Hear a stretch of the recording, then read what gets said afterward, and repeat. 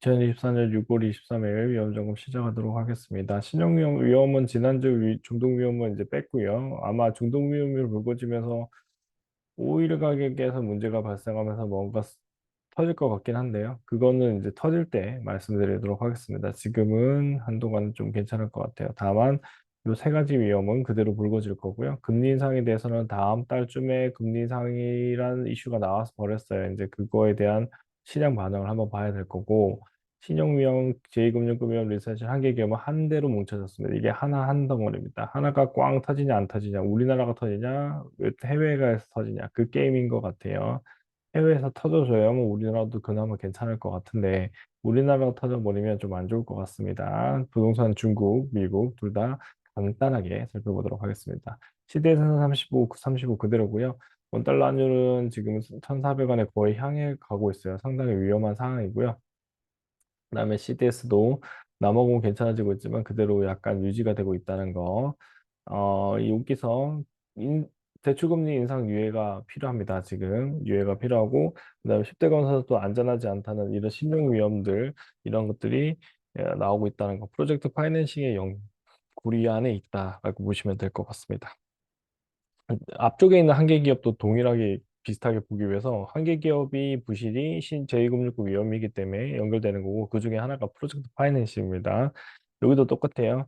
KB 부동산 신탁의 신용등급 하락한 것도 책임중급 미잉이 9곳이나 된다는 거고, 그 다음에 스트레스 DSR 2단계를 다음 달에 이제 시작돼서 은행이 대출 한도를 축소합니다. 6일 전에 이제 기사죠. 그 다음에 카드론이 늘어나는 거, 제2금융권이죠. 그다음에 주택담보대출도 4.7조. 이제 지금 분양돼 있는 집들을 대응하는 게 대출밖에 없다 보니까 이런 일이 벌어지는 거고요. 우려가 커지는 대출 압박자가 일어나고 있고, 그다음 대출문이 점점 좁아진다는 거. 이런 내용들이 금융권 왜 대출문이 좁아지겠어요? 이거를 감당하기 있는 비율을 BIS 비율 등을 맞춰야 되는데, 대출은 늘어나는데 예금이 늘진 않아요. 그래서 이거가 금융권 위험 자체를 만들고 있다. 그렇게 봐주시면 될 것 같습니다. 그다음에 경기 침체 위험인데요. 침체는 있을 거예요. 무조건 발생할 겁니다. 이게 언제냐? 내년이냐? 올해냐? 내후년이냐? 올해는 10월까지 그냥 약간의 하락폭만 있을 것 같고요. 내년이 더 이제 유력해지고 있어요. 점점점 더 유력해지고 있고, 트럼프가 되면 이제 침체된다는 이야기가 나오고 있어요. 그러면 트럼프가 되면 흔들리겠죠. 이게 지지율이 높아지면 또 흔들리겠죠. 그런 것들이 이제 하반기에 좀 나올 것 같고, 그다음에 중국 경기 침체 속에 기준금리 동격을 하고 있고, 법인 아파트 매도 급증, 경기 침체 금리 여파로 계속 발생하고 있다는 거, 최저임금 차등 적용이 똑같이 일어나고 있다라고 보시면 됩니다. 국제공조는 힘든 상황이고 우리나라 추경이 필요한데, 지금 정부는 추경에 대한 개념이 없어요. 그래서 부정적입니다. 그나마 공매도 금지가 지속이 됩니다. 이게 상당히 좋은 결과고요. 다만 이게 잊어먹게 될 겁니다. 잊어먹게 되면 그러면 계속 우상하기보다는 흔들거리는 미국 시장에 따라서 같이 움직일 거다. 그렇게 봐주시면 될 것 같고요. 일본 금리 인상 시작입니다. 이제 여기 나오거든요. 4달 금리 인상 충분히 가능하다는 게 4일 전에 나왔어요.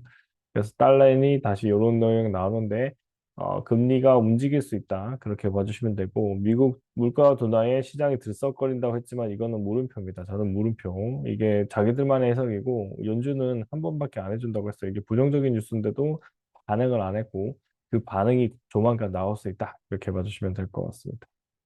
자, 부동산과 이제 중국과 미국인데, 중국이 이제 부동산 침체에 무조건 있는 거고요. 이게는 부실건설이 너무 심하거든요. 그다음에 피치도 부동산 전망치 하향 조정이고, 정부 구조 차이 약발 안 먹힌다는 거. 너무 부실이 커요. 이게 상상을 초월할 겁니다. 제가 알기로는 이만큼의 일경에 가깝다라고 알고 있어요. 그러니까 시간이 더 필요합니다.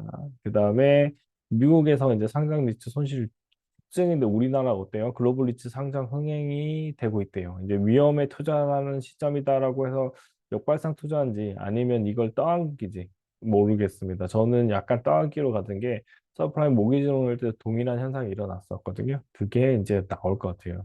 미국은 무조건 불패다. 미국 주식 불패라는 이야기가 나올 때 가장 위험하거든요. 그 시점이 다시 나오고 있다라고 보시면 될 것 같습니다. 해외 부동산 공모펀드 기다리면 손실 줄까? 이게 부실이 이미 나온 거죠. 그 다음에 프로젝트 파이낸스 자기 비율 3%, 요거를 40%까지 끌어올려야 된다라는 이야기가 나오는 거고, 선진국은 그나마 이 정도니까 버틸 수 있는 거고, 우리나라는 여기서 가장 큰 우리나라 자체의 부동산도 다시 또 한 번 더 볼 수 있기 때문에 이 뉴스까지 연결을 했다라고 보시면 될 것 같습니다. 지금은 지난 고점 돌파로 인해서 주식시장은 한 번에 고점 3사를 만들어도 이렇게 만들거든요. 이 꼭대기를 확인해야 됩니다. 이제 이 꼭대기를 확인한 것 같은데 저는 이게 꼭대기가 약간 오버해서 공매도 때문에 올라갔다고 보거든요. 원래는 이렇게 됐어야 되는데 이렇게 내려와야 되는데 이렇게 산을 만들고 내려와야 되는데 약간은 올라갔다 그렇게 보이는 것 같고요. 다음 주는 380을 지키는지를 초점을 맞추면서 보시면 될 것 같고 380을 지키면 우상향이 될 거고 그게 아니면 내려온다 그렇게 보시면 될 것 같습니다. 오늘 영상 여기까지 하고요. 다음 주에 뵙도록 하겠습니다. 감사합니다.